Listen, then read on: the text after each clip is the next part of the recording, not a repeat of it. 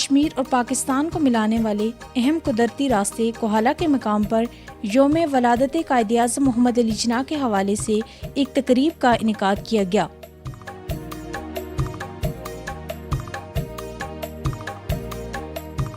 تقریب کے مہمان خصوصی سابق وزیر اعظم آزاد جموں کشمیر سردار عتیق احمد خان تھے۔ تقریب میں مختلف مکاتب فکر سے تعلق رکھنے والے افراد کی کثیر تعداد نے شرکت کی۔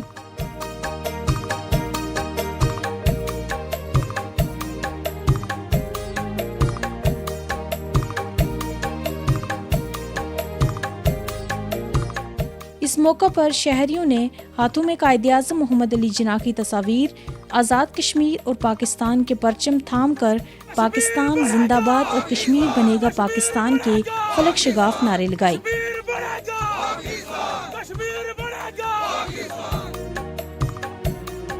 کوہالہ کے تاریخی مقام پر انسانی ہاتھوں کی زنجیر بنائی گئی اور ہاتھوں میں ہاتھ ڈال کر کشمیر اور پاکستان کے اٹوٹ رشتوں کا تجدید عہد کیا گیا۔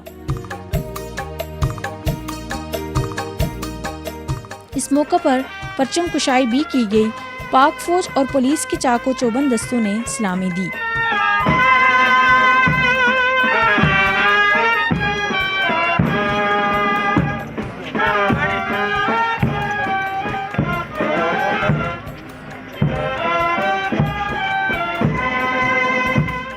کوہالہ کے مقام پر یادگار شہدائے کشمیر کا افتتاح بھی کیا گیا۔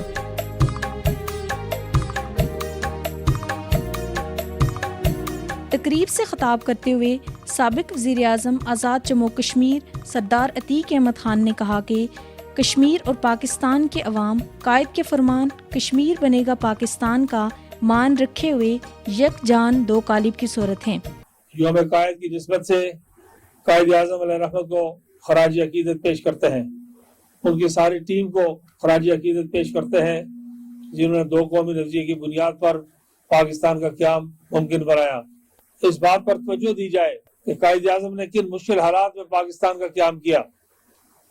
ہندو اور انگریز دونوں کے درمیان میں سے پاکستان کو نکالنا کوئی آسان کام نہ تھا، دونوں کی ملی بھگت موجود تھی، لیکن قائد اعظم علیہ رحمت نے اس بات کو یقینی بنایا کہ ہمیں ایک علیحدہ وطن اور محفوظ وطن، ثابت و سالم وطن جو ہے ہمیں مہیا کریں۔ وہ ایک عقیدے پر گامزن تھے، ایک عقیدے کی بنیاد پر پاکستان کو انہوں نے یقینی بنایا۔ ہم قائد اعظم کی فراست کو، مومنانہ فراست کو خراج عقیدت پیش کرتے ہیں اور ان کی ساری تحریک کے ساتھیوں کو سلام پیش کرتے ہیں۔ پاکستان قائد اعظم نے مشکل حالات میں بنایا اور ہمیں پرامن جگہ دی۔ آج ہندوستان کے مسلمان کس مشکل اور پریشانی سے دوچار ہیں، اس بات کا آپ کو اور ہمیں سب کو اندازہ ہے۔ اس لیے پھر یہ بات بھی ذہن میں رکھیے کہ پاکستان کا قیام محض کوئی حادثہ نہیں تھا، ایک طویل تاریخ کا عمل ہے۔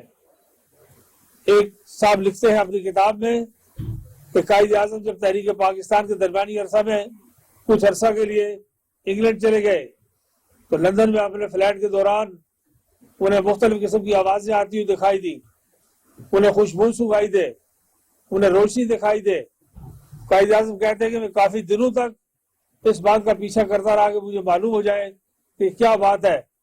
آخر ایک دن میں اپنے فلیٹ میں تھا تو میں نے بآواز بلند کہا کہ یہ مسئلہ حل ہونا چاہیے، میری مشکل حل ہونی چاہیے۔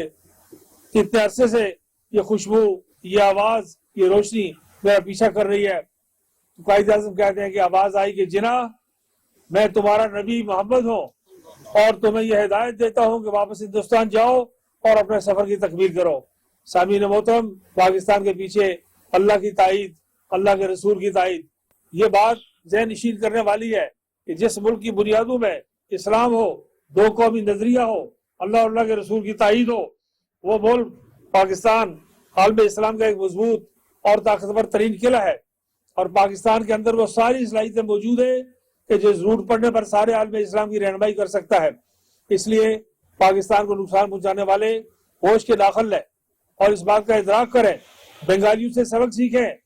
50 سال پہلے بنگالیوں کو ہندوستان نے برگلایا، بہلایا، پھسلایا، پاکستان سے الگ کیا، لیکن آج کے بنگلہ دیش کو دیکھیے کہ مجیب الرحمان کے سارے مجسمے اتار دیے گئے. طالب علم نوجوان یونیورسٹیز میں کالجز میں جگہ جگہ پاکستان سے رشتہ کیا لا الہ الا اللہ کے نعرے لگا رہے ہیں. اور اس بات پر سوچ و بچار کی جا رہی ہے کہ بنگلہ دیشی نوٹوں پر ٹکے کے نوٹوں پر سے مجیب الرحمان کی تصویر بھی ہٹا دی جائے.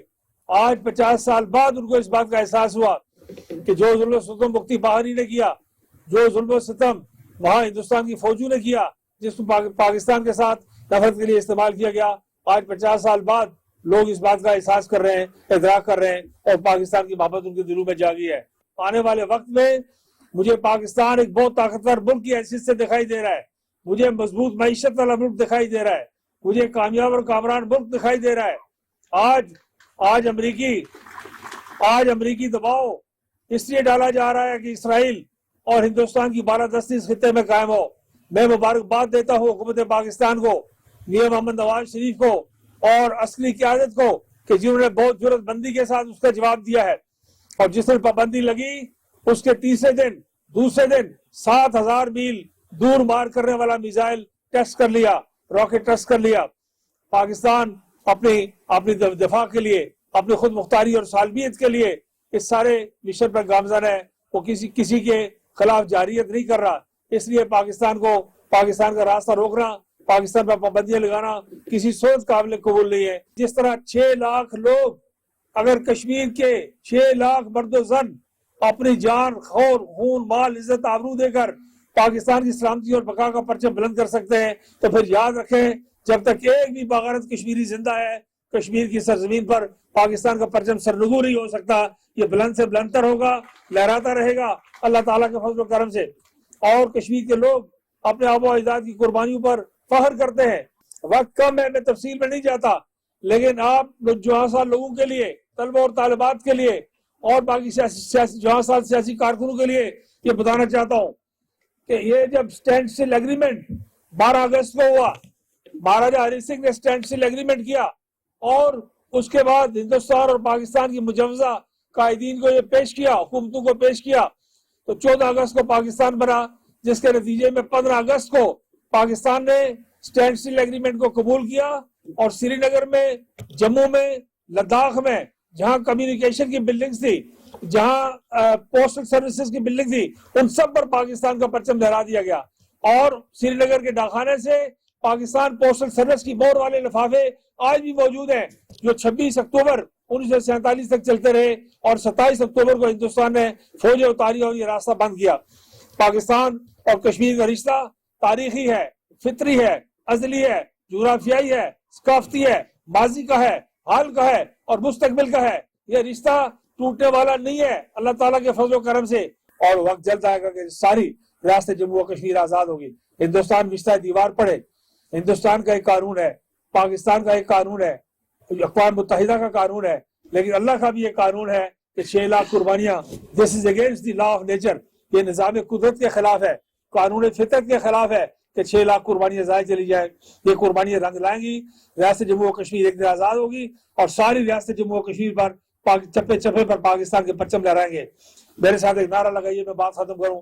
نعرہ تکبیر, اللہ اکبر, اسلام زندہ باد, پاکستان, زندہ باد, تحریک آزادی کشمیر, زندہ باد, مسلح افواج پاکستان. زندہ باد, کشمیر بنے گا, پاکستان, کشمیر بنے گا, پاکستان, کشمیر بنے گا. پاکستان. اس موقع پر بانی پاکستان قائد اعظم محمد علی جناح کی 148ویں یوم ولادت کا کیک بھی کاٹا گیا.